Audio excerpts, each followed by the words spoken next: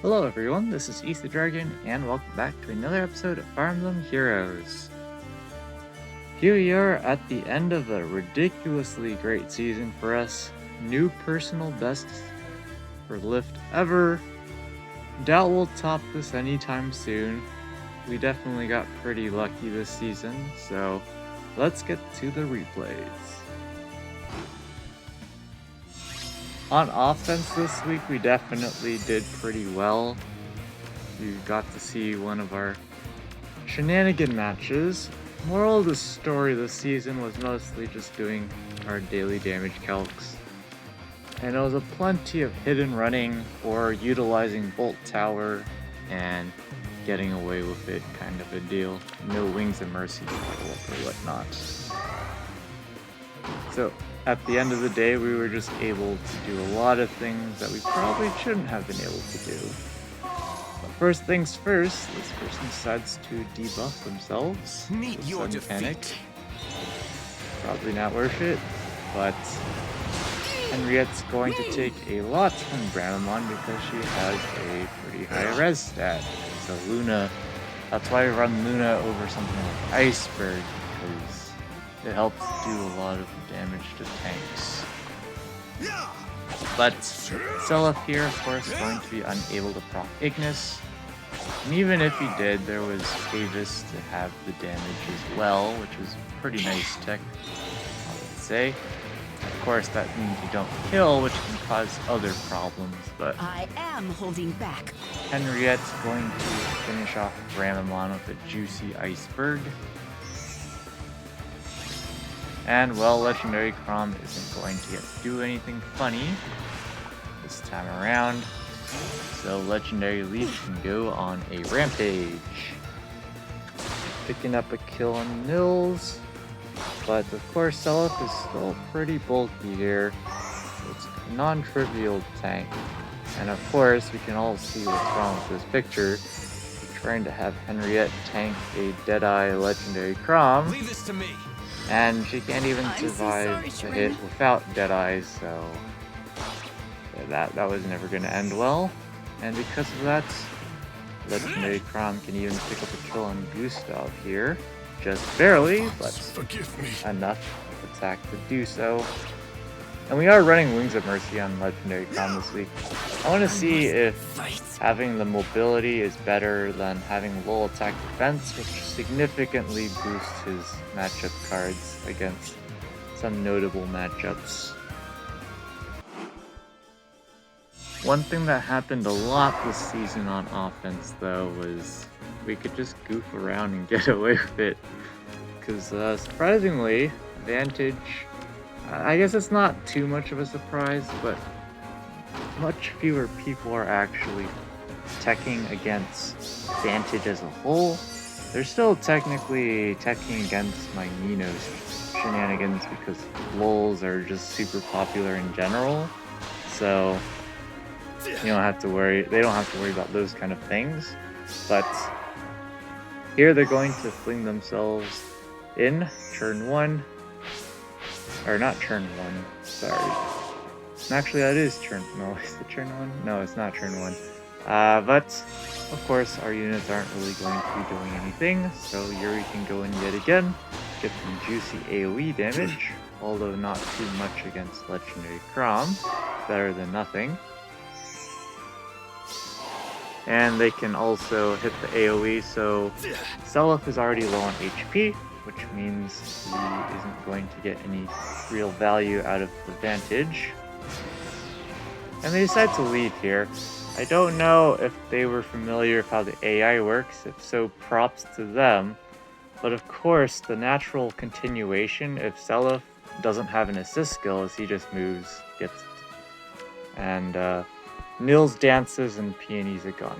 So, fortunately, we're goofballing on our defense and for them. We're running reciprocal aid. So Seliph burns the dance, doing essentially nothing. And so now they can just clean sweep. Nothing we can do at this point. But that's kind of why reciprocal aid is there, in case someone wants to pull stunts off like that. It's totally a thing.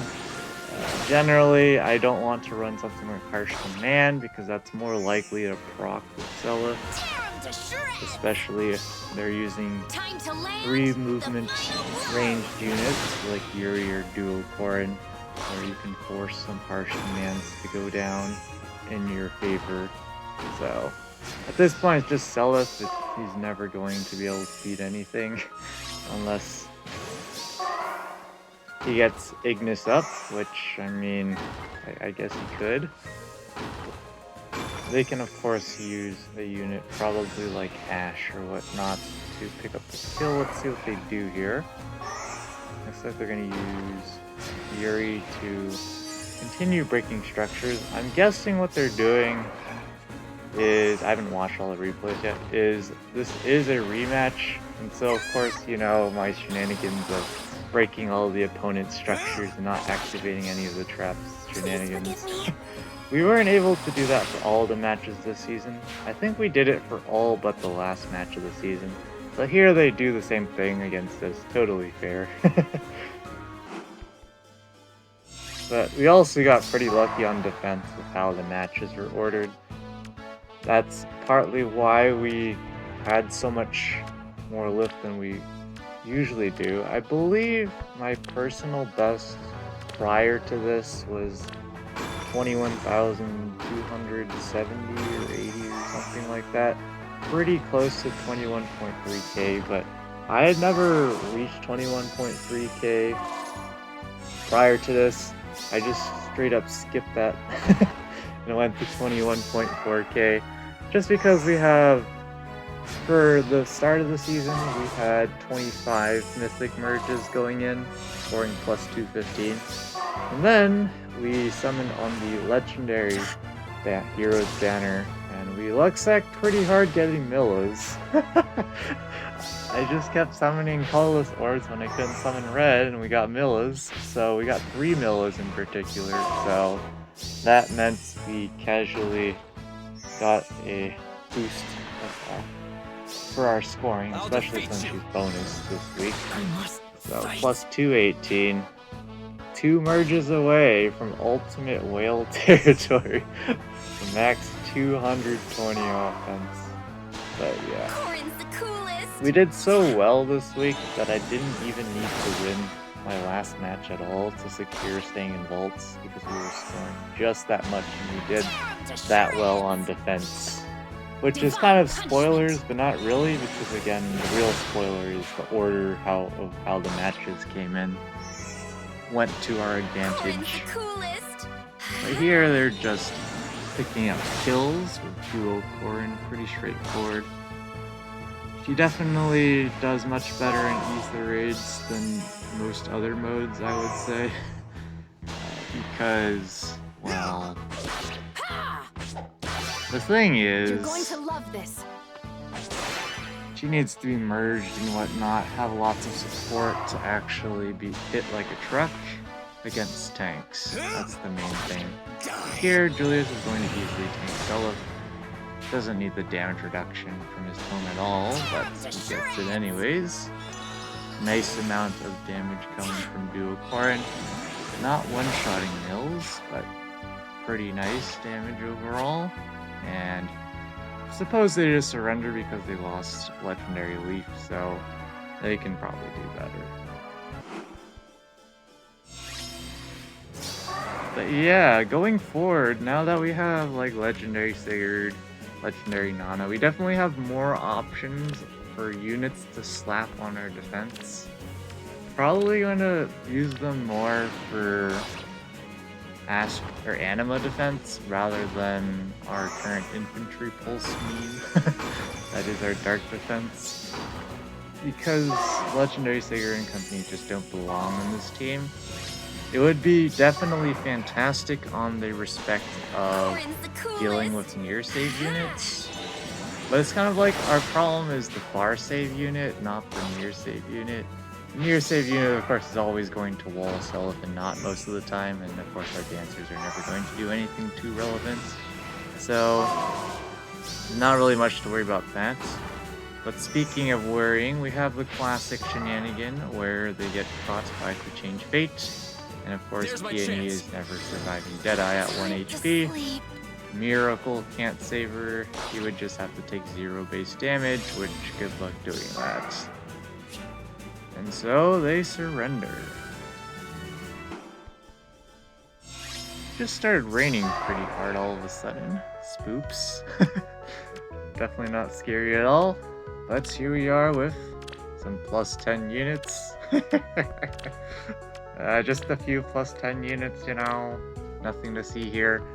But, yeah, pretty solid shenanigans. I definitely like Pirate Surtur as a near save unit because of the bonfire shenanigans. You can definitely one-shot a lot of units that way. And here they cleverly just take out Zelith in Only the the first beginning. turn before they do anything here, which is a fantastic play for screwing over most of our infantry pulse ladder. We do have some overlap on Legendary Crom thanks to Time's Pulse. So he still gets up Deadeye, and honestly, he's the only real threat for them to deal with here. So they just need to be careful about that. They go after Not here, presumably because of the Pathfinder. And so now our mobility is crippled. They've also isolated one of our dancers, which is not great for us. But they decided to have the bait as well, and so Brandamon is going to chunk into Ascended Bjorn because even Pulse Tie got rid of her Ice Mirror. And thanks to Wings of Mercy, a There's my Legendary chance. Crom can go to town, and well, even with Ice Mirror up, Ascended Bjorn is a goner.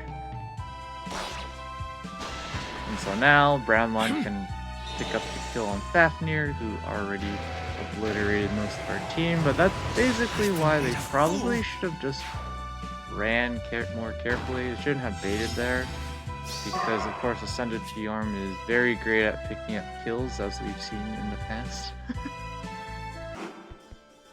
Yeah, Ascended Bjorn just has a lot of things she's still missed, even though she has the amount of effects she does. I don't know if I'm showing structures, but I don't think it really matters too much. It's mostly the units and the builds that we care more about. Yeah, plus res, I can understand that for sure. I went plus defense to give her some extra bulk. If we're trying to stall for time, picking up future structures or whatnot, we can bait out dancers and whatnot slightly more reliably with air. That extra defense, but the extra res is definitely useful, especially post remix. She can definitely get quite a bit of res. It's not unreasonable to see her get over 80 res, so. Here, I'm not sure if they mistapped or just miscalculated that their air can actually draw back Ash, because this blue line flag is still there. But yeah, this would not end very well for Ash. Especially since there's only 2 units within 3 spaces. She doesn't get the denied follow-up attack shenanigans, so yeah, not great. Here we go with what seems to be just a super offensive team. They should be able to just snipe down our catapult if they want to retain Bolt Tower, and it is Gale Force. They don't have safety fence, so they can't do any funny turn 1 plays without having to deal with the follow-up, but yep, easily take out the catapult turn 1. I'm definitely considering changing our map out to the same map as our current anima defense, just for the heck of it. See what happens. I'm with you. That's pretty much it. But I really like the breakable wall on this map that not breaks a lot, because Hold fast. it just catches people off guard for some reason. They don't process that not has to break the breakable wall, and she's got pathfinders that things can happen. But yeah, they're just going to go to Gale Force Town and pick up plenty of kills. The only real threat is Zelith, but once again, his kill power is pretty weak, so it's not too difficult to actually pull off the kill.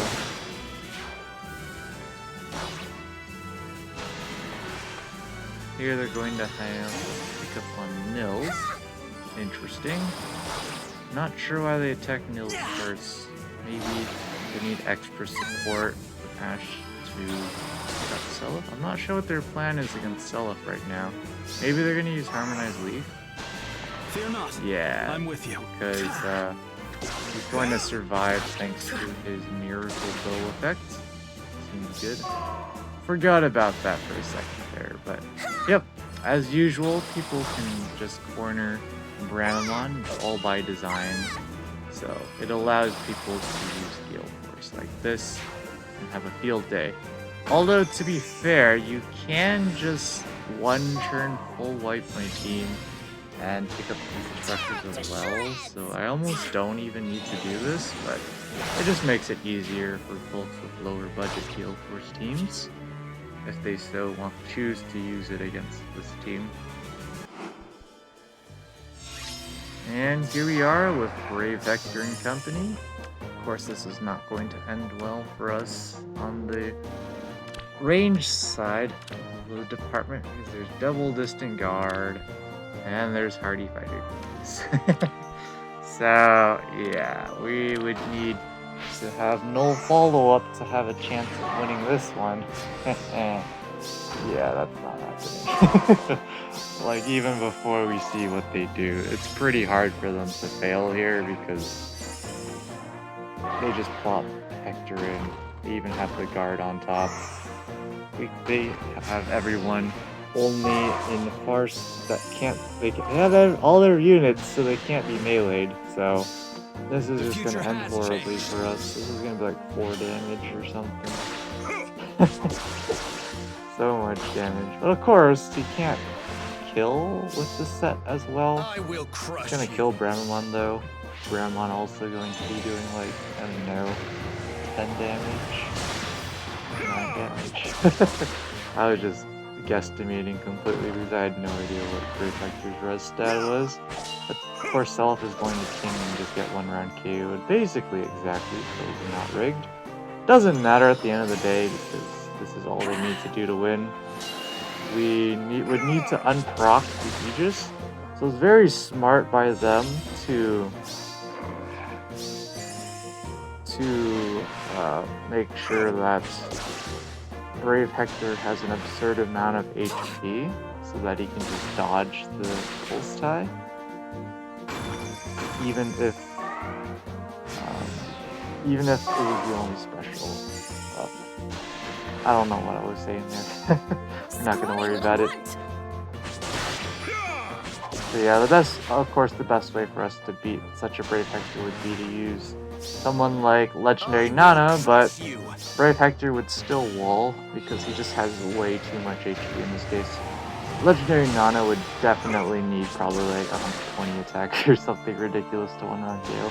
Maybe not that absurdly high, but maybe 110. Because with that much HP, like we could even briefly calc it here. Of course, there's no real. Oops. Okay, video is still recording. Almost missed up there. So like, even if close guard is in range, this Brave Hector has, was that 65 defense enemy phase. So yeah, I think ballpark would need about 100 to 110 attack on Nana to 2-shot. And this is a far safe set, so that's saying a lot actually. And here we are with Spring Maria and company. I've not seen very many Spring Marias, even though she's bonus. Definitely a super scary unit if you combine her with some percent base damage reduction. This is a 68, 74, 79 base defense, so that's pretty good, solid damage reduction. Yeah, Guilt Goblet, they even have Legendary Male Byleth, probably from, what call it, A Hero Rises for that extra follow-up.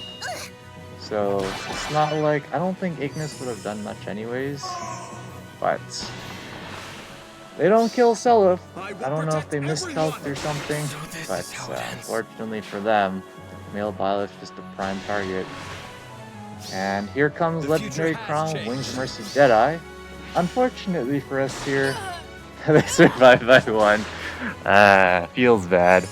That's what happens when you don't have low attack defense. but Bramamon also has Wings of Mercy, so he's just gonna clean up the scraps. Princess Leonard. Ascended Fjorm once again losing to this defense even with Ice Mirror up. But yeah, Scrawny little Legendary runt. Crom's damage output against her is pretty insane. It's sunny. Let's go.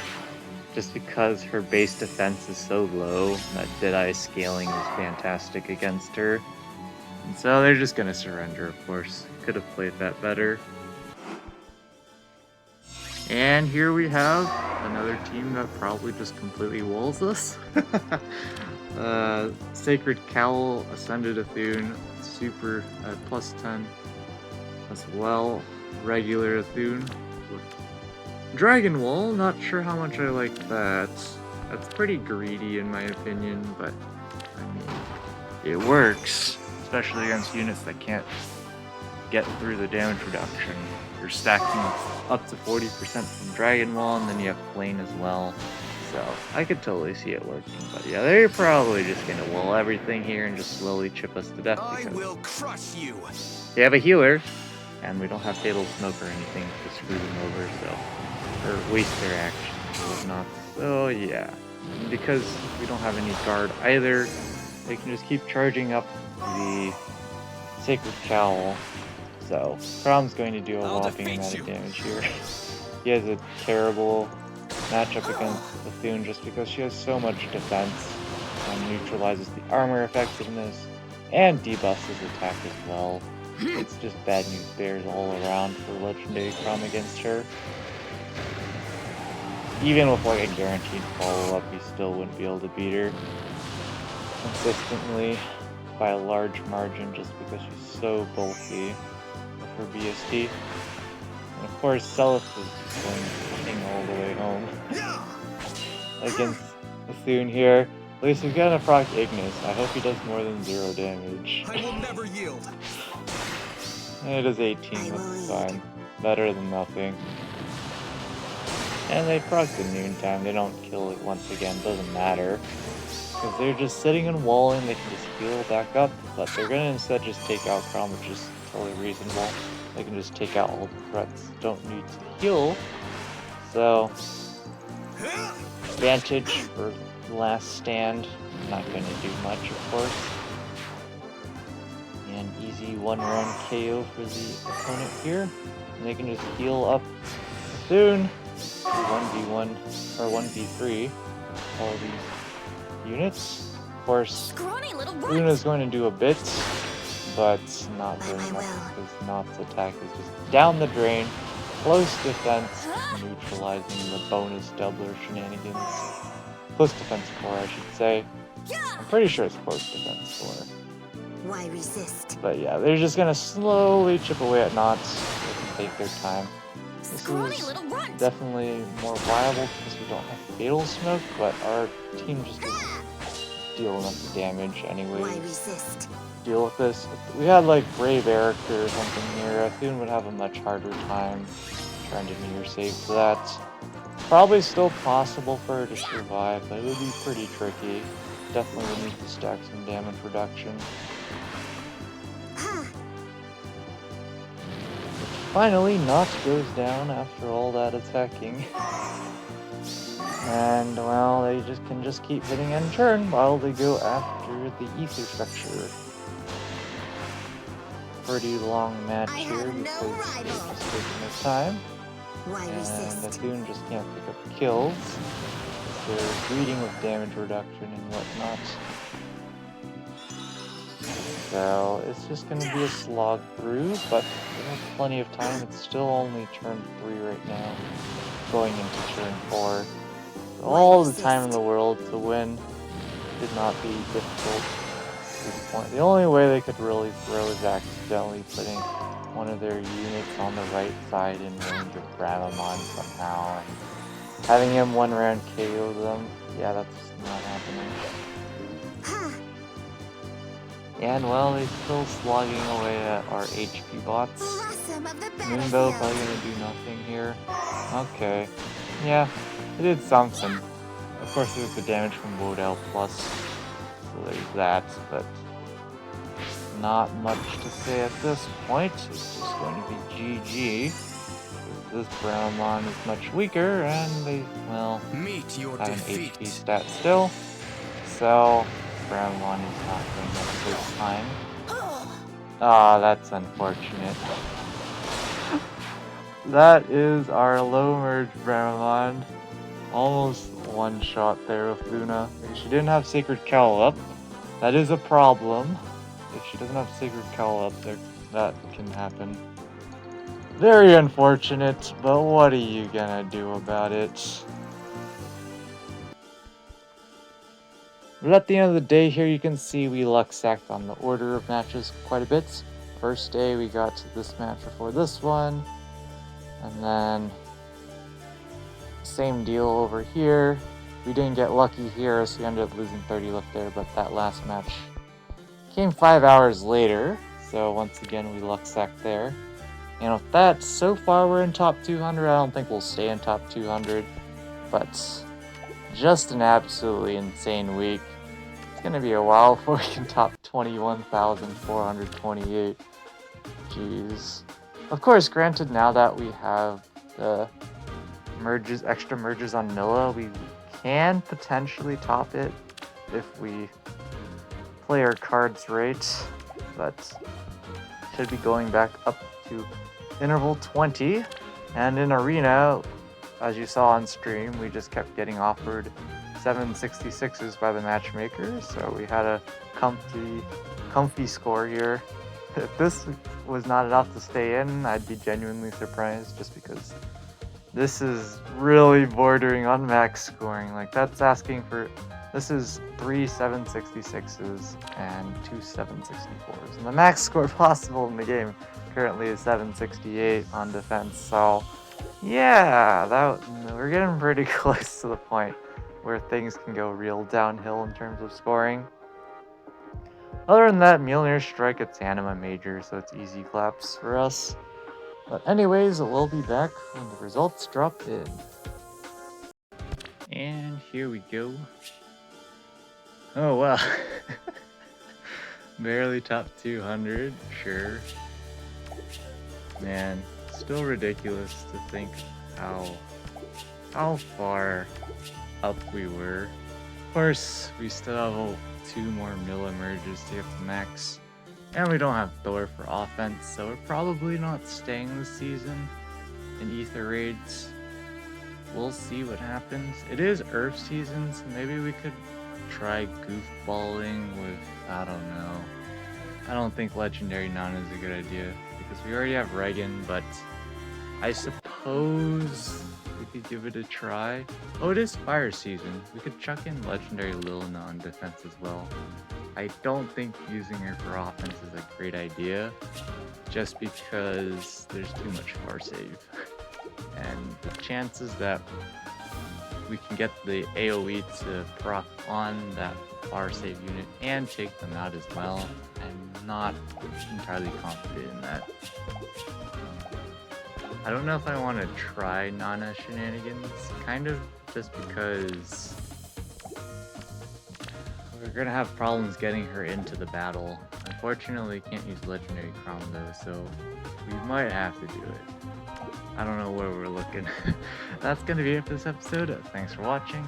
As always, this is Ether Dragon, and hope to see you all next time. Bye!